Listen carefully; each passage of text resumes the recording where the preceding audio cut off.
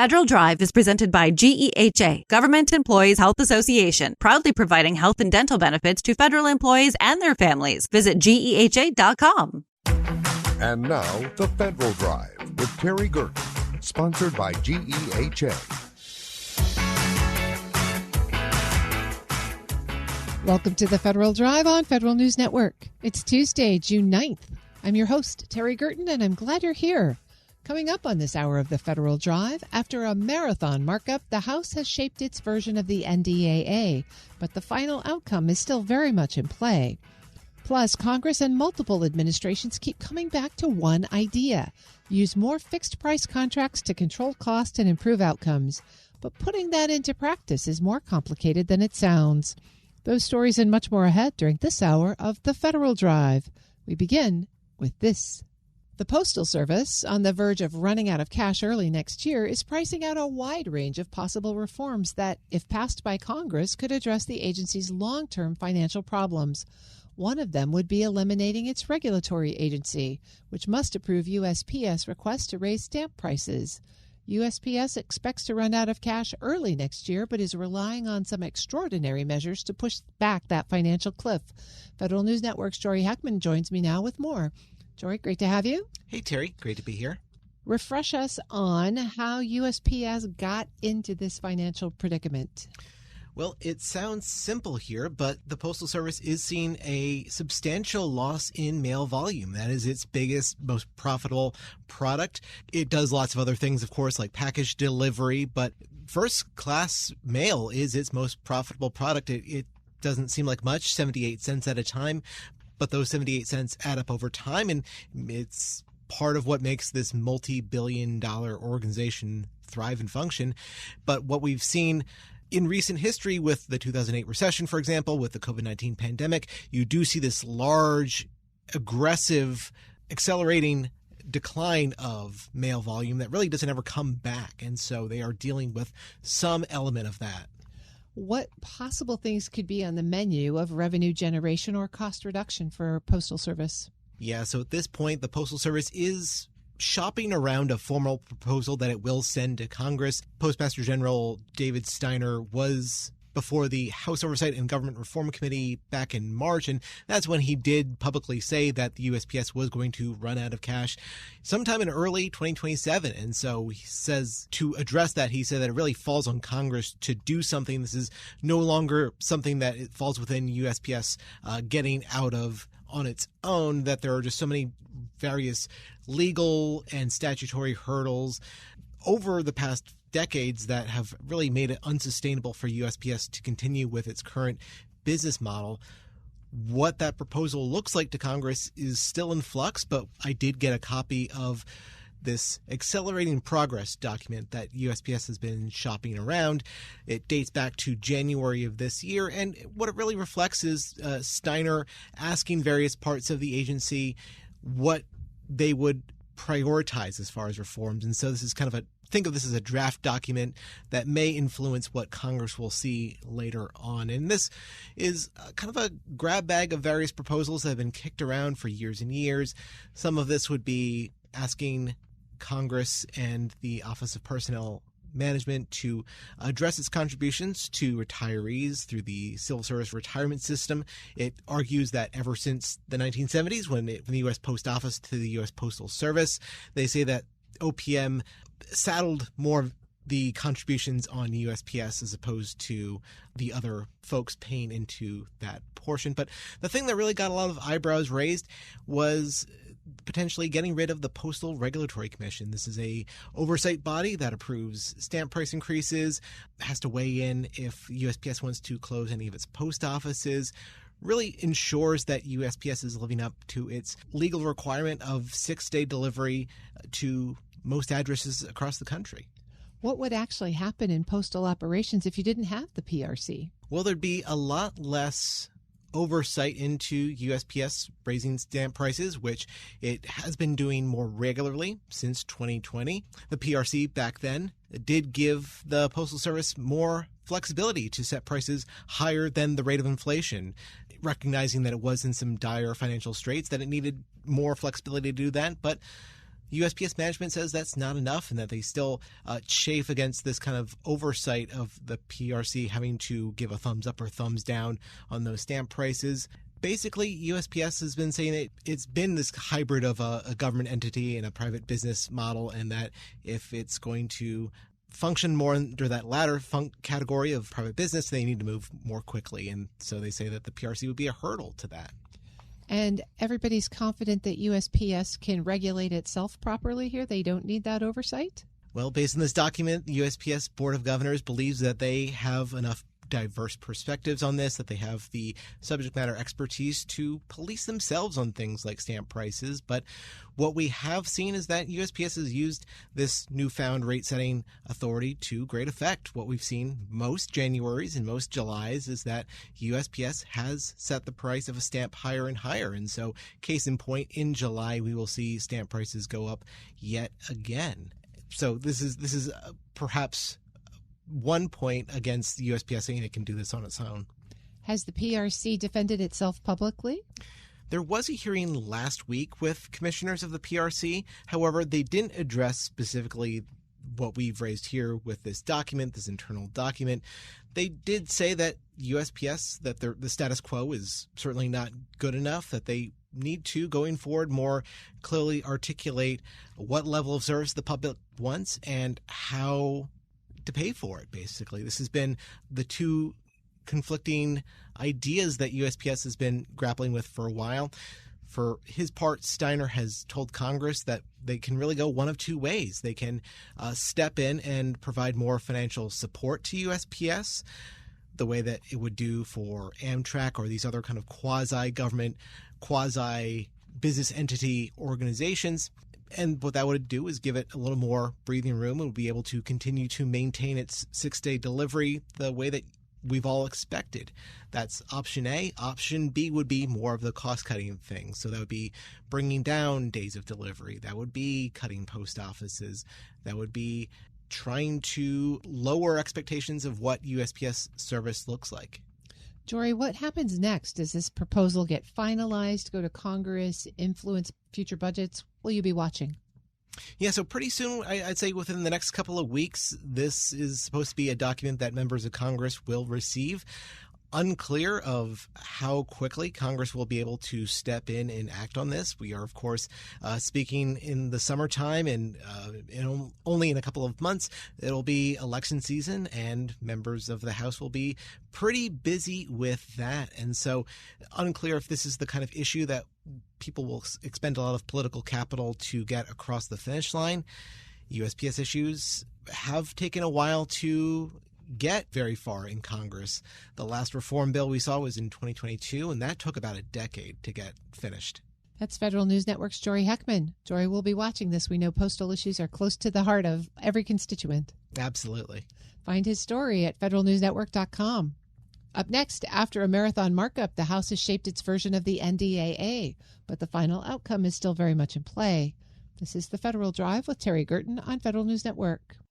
Tune in Tuesdays at 10:30 a.m. and 2:30 p.m. for the Innovation in Government Show, sponsored by Carasoft. Hear from the industry leaders advancing the technologies shaping how agencies modernize secure operations and deliver better services. Innovation in Government covers what is changing now, what is working from cybersecurity and cloud to data, AI, and emerging technologies. Listen to Innovation in Government, Tuesdays at 10:30 a.m. and 2:30 p.m. on Federal News Network. Search Innovation in Government.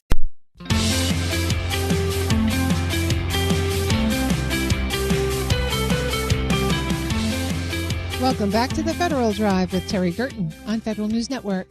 The House has moved its defense policy bill out of committee, mixing acquisition changes with broader policy fights. But with the Senate still to act and negotiations ahead, this version is far from final. And what shows up in this bill will shape how agencies buy, manage, and oversee work across the government. We have the president of the Professional Services Council, Stephanie Castro, here to walk us through the headlines. Stephanie, thanks so much for joining me. As always, Terry, thanks for having me. We don't have anything to talk about, right? If only. Let's talk about the NDAA markup by the House Armed Services Committee last Thursday. It ended up being pretty long and contentious. 14 hours, 900 amendments. When you look at that and you also think about the vote count, 44-12 on what is normally a very bipartisan bill, what are the big headlines you take away? So, Tara, I just want to put into context for your listeners a little bit about what the House Armed Services Committee just did, this Herculean task that they undertook last week, right? As a HASC staff alumna myself, I look back with fondness because it's in the rearview mirror on these markups, right? I worked on full committee issues, which meant the policy issues that came up usually in the late afternoon to early evening and could extend all the way past midnight into 2 o'clock, 3 o'clock in the morning. So it's not a surprise that it took more than 14 hours for them to go through this giant of a bill. What it does, headline-wise, is it does authorize more than $1 trillion for fiscal year 27 for the Department of Defense/War and the national security programs of the Department of Energy, basically the National Nuclear Security Administration. And it really hews closely to what the president asked for FY27. That was the amount, 1.15 trillion, that the president asked for in his budget request. That's discretionary spending. The president also asked for $350 billion in mandatory spending, which is going to be carried in a separate bill, not this authorization bill. But the big headlines for me is the fact that, one, there were 2 titles within the bill dedicated to acquisition issues and acquisition reforms. Those are Titles 8 and 18. And then there was a smattering of other sections that talked about contracting, et cetera. So we can talk about those. Second is there was a real focus on developing the contracting and acquisition workforce. This is an issue that we've seen ebb and flow in terms of popularity. And I think there is general agreement, you mentioned contentious issues, this is not one of them, that the workforce within the government needs to function differently when it comes to contracting. And so those are the big takeaways for me. The bill, as it went into markup, had a number of acquisition provisions, a lot of them pushing speed, judgment, over, those kinds of things, trying to move things along more quickly. Where do you see that coming out in actual practice?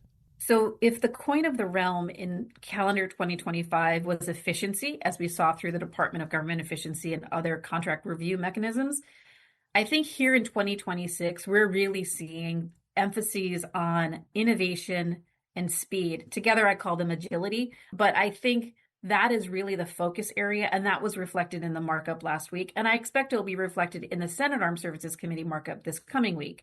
And so, that is what my takeaway is for that, is that it is about delivery of capability, in this case to the warfighter, quickly, efficiently, and cost effectively. Stephanie Castro is president of the Professional Services Council. Stephanie, an acquisition adjacent issue in my mind is right to repair. It's been in, it's been out, it's been supported, it's been opposed. That seemed to move a little closer to actual reality in this version of the bill. I do know, Terry, and thanks for raising this issue, that the right to repair issue set has been very prevalent in the last few years in the National Defense Authorization Act and in the Appropriations Act, too, as we move forward. And what we really look at it as is an emphasis on intellectual property and technical data rights. Can the warfighters who are deployed overseas repair their equipment quickly? There are longstanding arrangements through licensing agreements where service members can get access to technical data.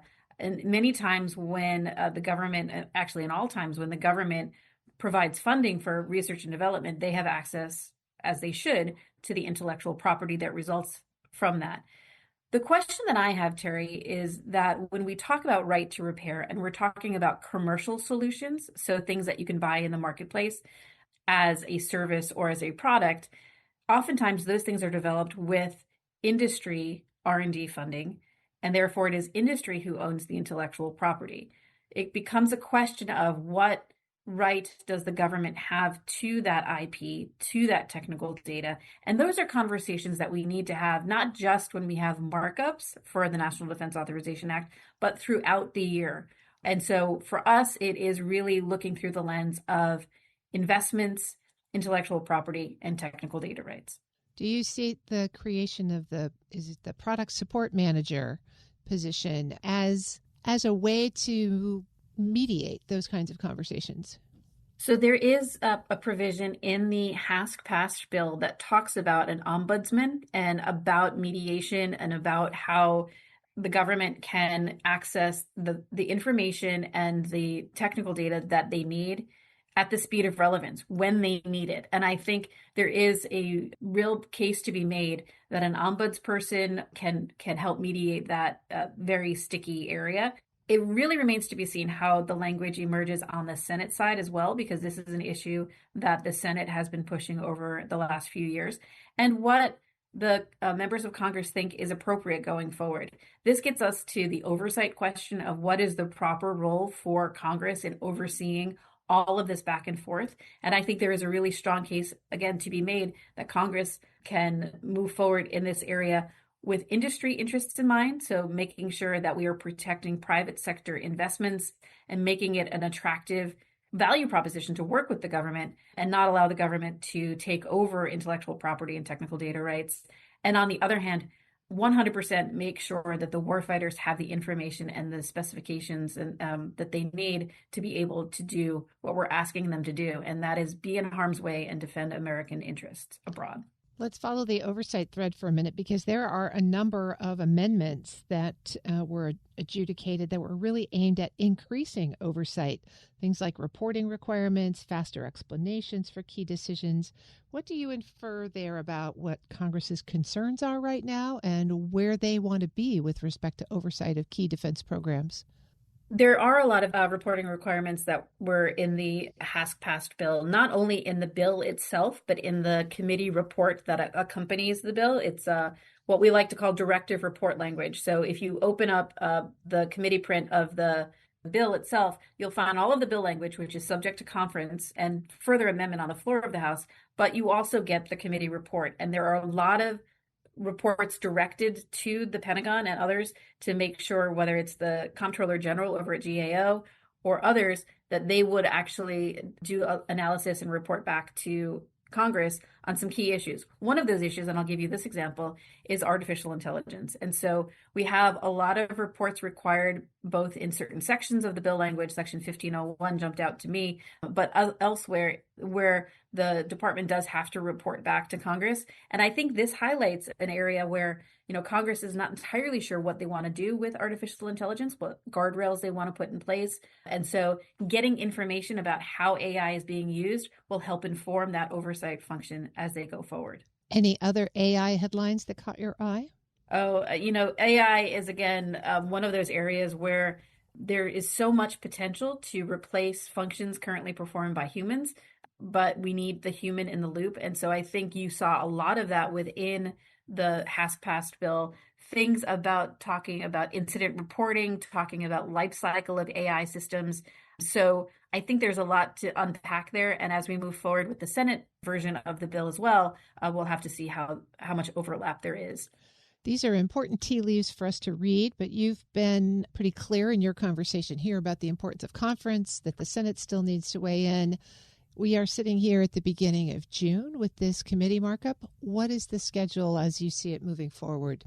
So it's not unusual for the House Armed Services Committee to be the first one out of the gate between the two chambers.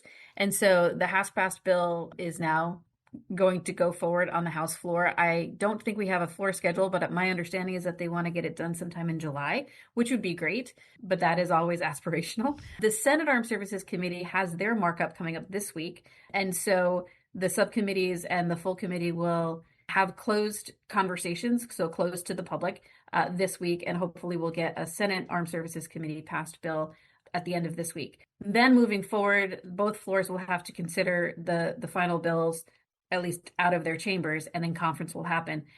In election years, like the one we're in right now, it is not unreasonable to expect them to get across the finish line before the end of this fiscal year, but that hasn't happened in recent memory. And so I think as we move forward, we'll have to watch very carefully what that calendar looks like. Stephanie Castro is president of the Professional Services Council. Stephanie, great to catch up with you and have you catch us up on all of the NDAA discussion. Busy weeks ahead, Terry. Thanks for having me. We'll post this interview at federalnewsnetwork.com/Federal Drive. Subscribe to the Federal Drive wherever you get your podcasts. Still to come, when agencies are under pressure to move quickly and enforce the rules, they still have to document how they make decisions, and one recent case suggests the Small Business Administration didn't.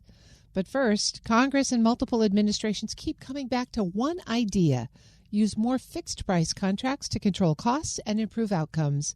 But putting that into practice is more complicated than it sounds. You're listening to The Federal Drive with Terry Gerton on Federal News Network.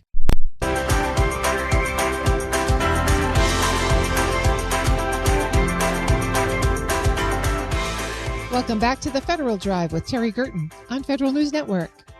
Fixed-price contracting is often treated as the answer to cost control and federal acquisition. And it works when requirements are clear and outcomes are known. But as agencies try to apply that model more broadly, they keep running into the reality that many projects don't start with that kind of certainty. Here with the perspective from the industry side of the table is Brian Miller, president of BM&T. Brian, thanks so much for joining me today. Happy to be here, Terry. Thanks for having me.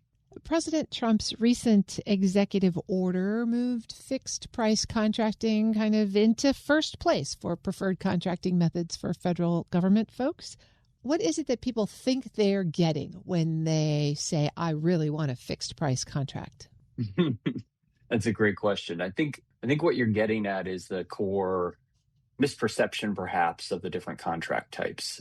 And I think a core mistake some people are making is treating fixed price as a way to get cost control or certainty, right? It's really more like an operating model or a discipline. The contract type, whether we're talking about fixed price or cost plus or time and materials, is really, in my mind, just a memorialization of those concepts. And I don't think the contract type alone creates accountability. There's a discipline, sort of like the discipline around the problem the government may be trying to solve in letting a contract does. So someone has to do the work of deciding what outcome is being bought. And that's really a discovery process and something we've been doing for many years. I think the predictable failure of a firm fixed price contract, to your point, is that it may seem perfect on paper, but can quickly revert to a sort of time and materials behavior, in our experience, probably within about a year, if the underlying problem was never really defined or validated in the first place, right? So you start getting the same failures under a fixed price contract that historically the government might have gotten under time and materials. So what people get wrong is that they think the hard part is the pricing. And I think the hard part is really defining done, before a contract is even signed and money starts exchanging hands between the government and its contractors. Tell me more about the description that you used of an operating model. I think of that as repeatable processes that lead to a predictable outcome. What are you talking about with respect to a fixed price contract? I'm talking about a shift. It moves the words I would use would be outcome. It moves the outcome and the cost risk from the government to the vendor. So when to speak from personal experience, when the government hires our firm, we take the risk of achieving a defined outcome, not the risk of how many hours it's going to take to deliver that outcome. And again, sort of related to your first question, this is the part most people kind of skip. Risk can't transfer to a vendor, to a contractor, or an outcome that nobody's defined. So if a statement of work describes like an activity instead of a result, there's a risk to the handover. Effectively, you're just buying labor with a fixed price label, right? So the when, speaking of sort of a system or a discipline here, the when matters as much as the who. The real risk decision happens, as I mentioned before the contract award, at a stage I would, generally call problem definition, not in delivery of the contract. So get the problem right up front, and the pricing is pretty straightforward. Skip it, and you're probably going to wind up renegotiating or adjusting throughout the life of the contract, or just accepting risk that wasn't fully understood. Brian Miller is the president of BM&T. Brian, that outcome is easier to define in some business arenas and harder to define in others. Are there types of work for which a fixed price contract is exactly the right mechanism? Where does it work well? Good question. I think it works when the outcome can be named as a noun the government can accept or reject. So think of it like an analytical product, an assessment, an exercise or an event run to a defined criteria, a validated transition of a new solution concept or capability to a specific program office, even, advisory work triggered by a specific decision point. So it works when discovery is also part of the deal, so to speak. Vendors, contractors only take genuine outcome risk when they're allowed to go validate the problem first. Speaking from personal experience in our engagements, that often means we talk to dozens of stakeholders up front. So it kind of turns the aspiration of a challenge space or even a solution concept or just a technology focus area from something like an aspiration into something that the government actually can price and industry can actually respond to with confidence. The flip side, of course, is where does it not work well? Is it a new drug to treat a new disease or a new missile system? Or, where does a fixed price contract not really meet either party's objectives? Yeah, it breaks the moment the government is asking the vendor to price ambiguity.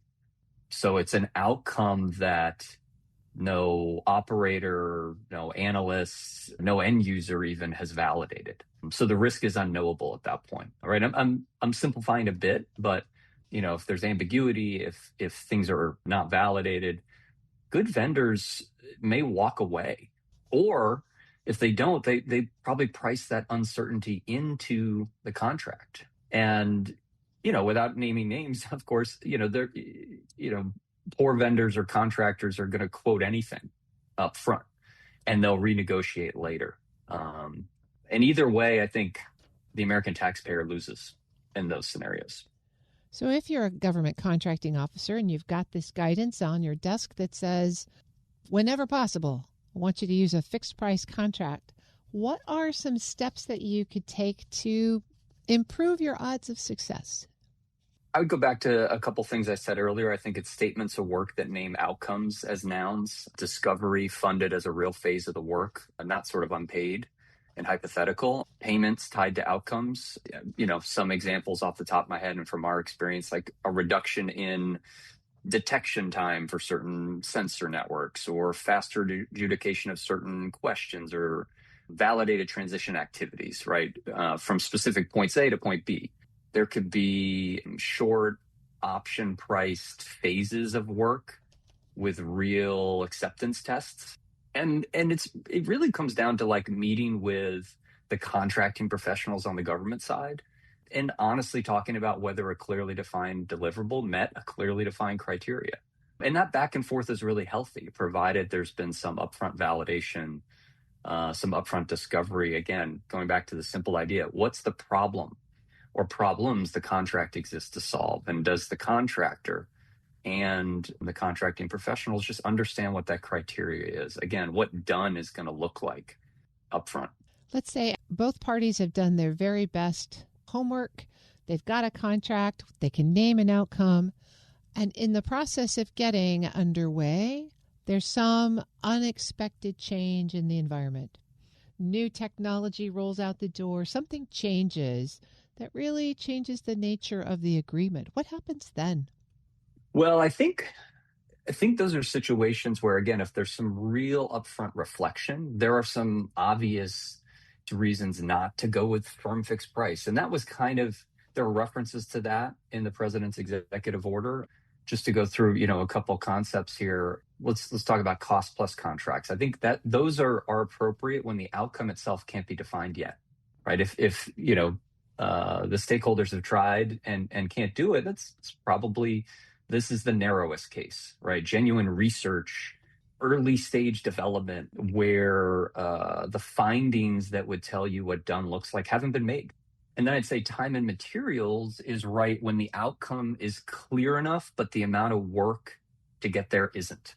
This is the kind of work where you're thinking about in the modern era, like compute of all of these AI first companies, they are presenting this incredibly modern technology. But in order to present and deliver on their value proposition, there may be an incredible compute cost that's hard for them to estimate today based on adoption tomorrow. So there's obvious exceptions here. This isn't a dogmatic endorsement of fixed price for everything. But I think what you're referring to gets back to one of your first questions about some best practices here are doing that upfront discovery to determine if it's going to be fixed price, how do you define done and what the criteria is? And that upfront reflection to determine in those other cases where fixed price probably isn't appropriate yet. And you could also sort of stack these contract types where, there's sort of a first phase that's not fixed price, but over time, based on discovery and validation, you can move into a fixed price contract type. You sit on the industry side of the table across from the government contracting offices. What should industry be expecting to hear over the course of the next 12 to 18 months as this EO rolls into practice? Very good question. I mean, I think there's some big macro challenges at this point that we haven't discussed yet, like the sheer capacity of government contracting professionals today and how much work they have on their plate and how few of them there are to do it based on historical numbers.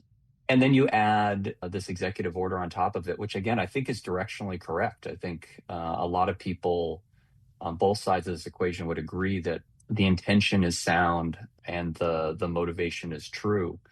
But I think industry is going to see a number of things, sort of like a hurry up and wait kind of situation where contracting officers, which are spread pretty thin, you may not hear from them in this back and forth, this upfront discovery, and then all of a sudden it's hurry up and meet the mark on some things, which if there's any recommendation I could present to some industry folks out there is just, get your ducks in a row early when you're starting these discussions, whether you're in an RFI process, an R&D phase, whether it's pre-RFP or post-RFP. Like preparation matters quite a bit. Understanding your customer and your market matters quite a bit. So when the contracting professionals start reacting to this executive order in meaningful ways, which many of them already have, industry can come to the table with some really confident direction and to be really transparent about where the risk might lie in the work that the government needs them to do.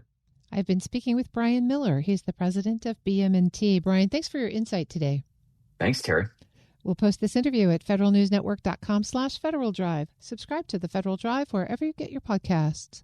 Coming up next, when agencies are under pressure to move quickly and enforce the rules, they still have to document how they make decisions. And one recent case suggests the Small Business Administration did not. This is the Federal Drive with Terry Gerton on Federal News Network.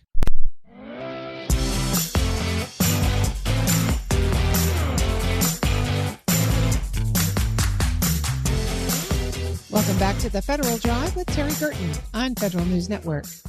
A recent case involving the suspension of an 8A contractor is raising questions about how agencies document their decisions. An SBA appeals judge sent the case back, saying the record didn't meet even basic requirements. So the issue for now isn't whether the agency was right, it's whether it showed its work clearly enough to justify the action. Zach Prince, partner at Haynes Boone, joins me now to walk through what happened. Zach, great to have you this morning. Thanks for joining me. Thanks for having me, Terry. You've brought a really interesting case to us today, ATI Government Solutions and the Small Business Administration. What is it generally about this case that is catching so much attention? Well, this case really stems from a video that the James O'Keefe and the O'Keefe Media Group published back in October last year. And it's part of a broader story of the administration's attacks on the 8A program. And we see that bearing out in the numbers of awards that are being made to 8A participants. The video that was released in October purported to show an employee of ATI acknowledging that the entity was performing less than 50% of work on its 8A program awards and was acting as, quote unquote, a pass-through. Whatever that means. The O'Keefe Media Group called this one of the biggest stories they've ever done. What was the news here that they were trying to break? Believe it or not, they can be a little bombastic in their statements in general. They were purporting to show widespread fraud being perpetrated in the 8A program. And they released a similar video relating to one of the Cherokee Nation entities more recently, which similar fact pattern. I'm not aware of that resulting in any suspensions or debarments yet, but it could. So how did that video then play into the process foul that came up here in the ATI case? Well, it seems that video was the sole and exclusive basis for a number of adverse government actions that were taken almost immediately afterwards. It's possible the SBA actually did an independent investigation and just hasn't shown it to the Office of Hearing and Appeals yet, but we will see. So what happened is almost immediately there were tweets issued from the SBA, followed by actual formal suspensions and debarments, a suspension from the 8A program, and a government-wide suspension from contracting against ATI. And how did ATI respond to that? ATI challenged the SBA suspension from the 8A program before the SBA's Office of Hearing and Appeals, which is the formal process for challenging that type of adverse decision. The SBA provided an administrative record, which these matters are supposed to proceed on the administrative record. That is, it's a review by the board or court or whatever it might be of the decisional processes of the agency and whether it had a rational basis for its decisions. It's supposed to be fairly lengthy and include real documentation of an independent thought process.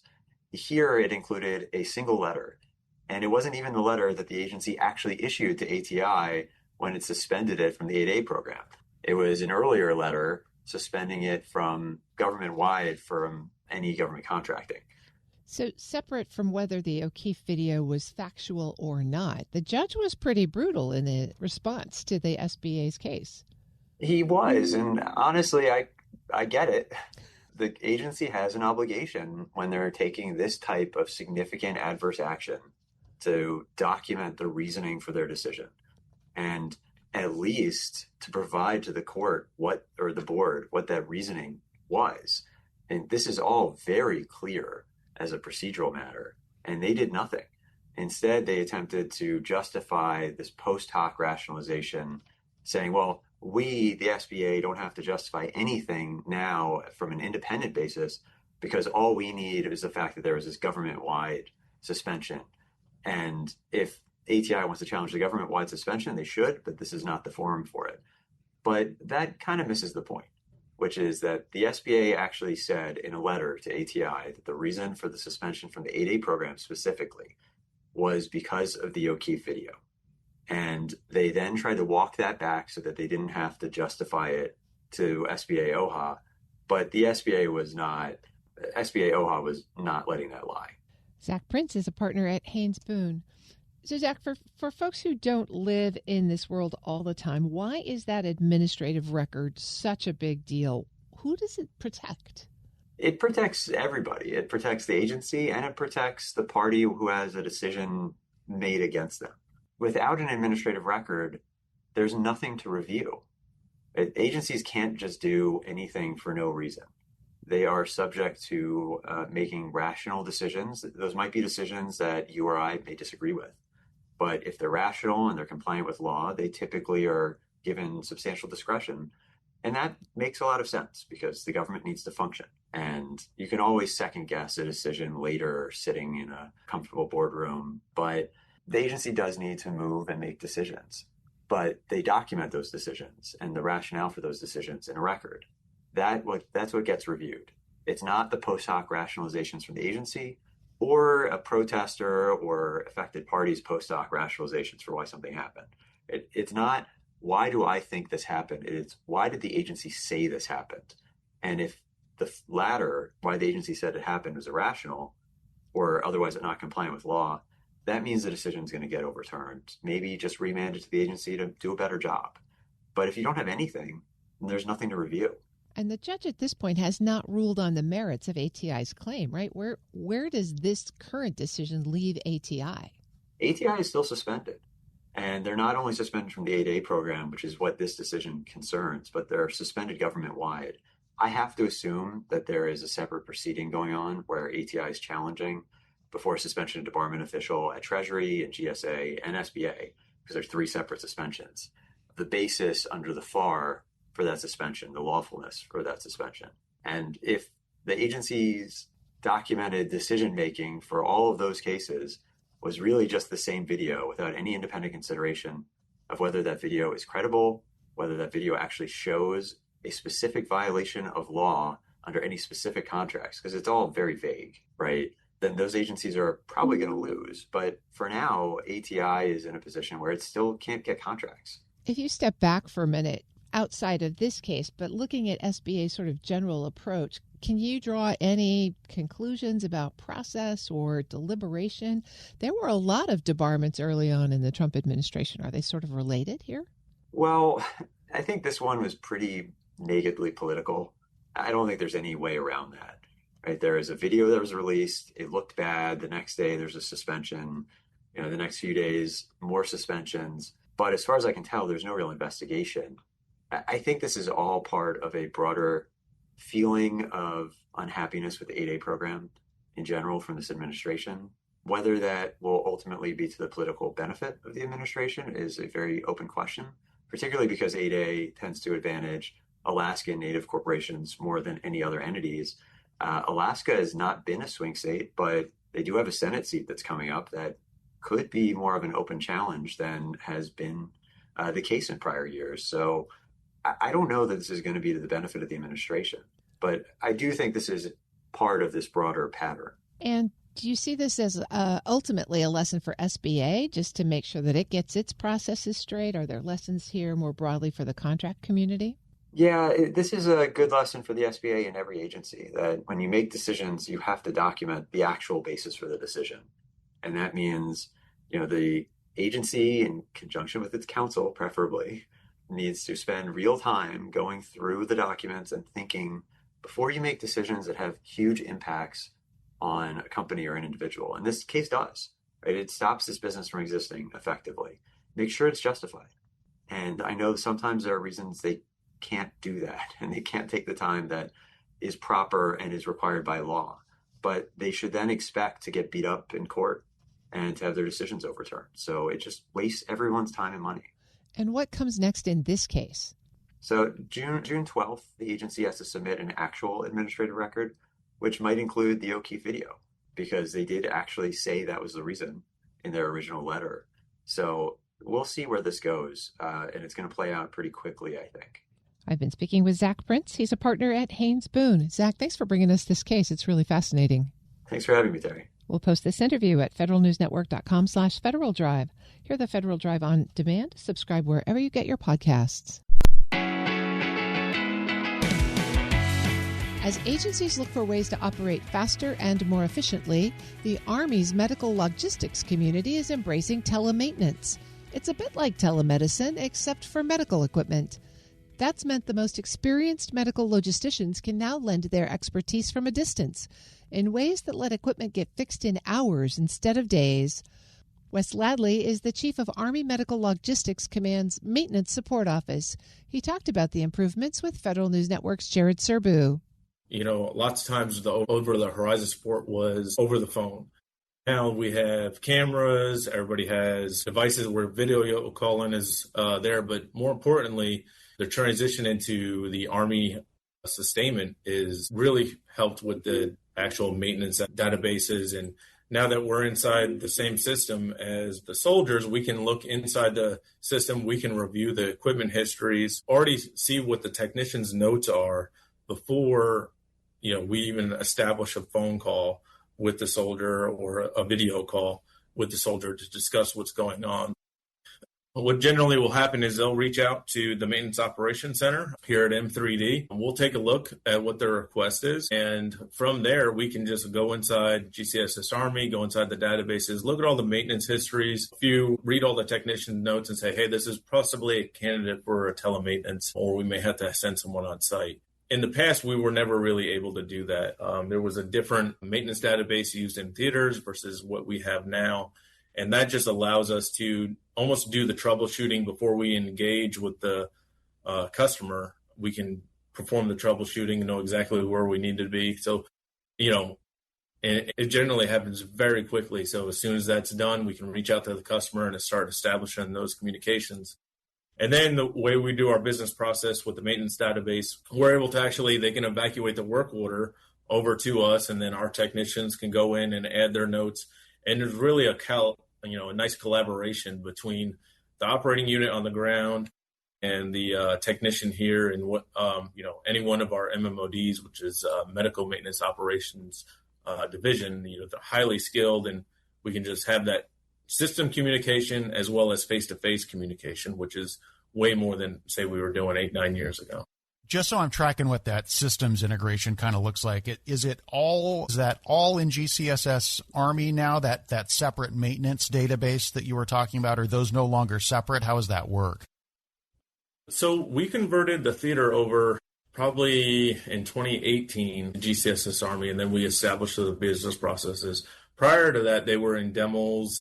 For a time, there was SAMSI. There's been many different maintenance databases that have been used throughout the global. And for now, we're finally, for the most part, all inside GCSS Army. So now it's all in the same system. And then those transactions can happen back and forth. So much easier having that equipment history, knowing exactly what's been going on with that serial number, and some of the actions that were performed prior certainly help with the troubleshooting and just the background. It's almost like every device has their own history or personality, and certain things happen repeatedly, you'll find, through the years working on the same devices.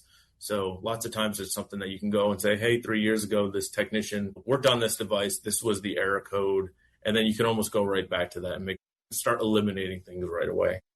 Got it. So you can see one particular device's like life history or story kind of all in one place, sort of like an electronic medical record, but for a device. Exactly.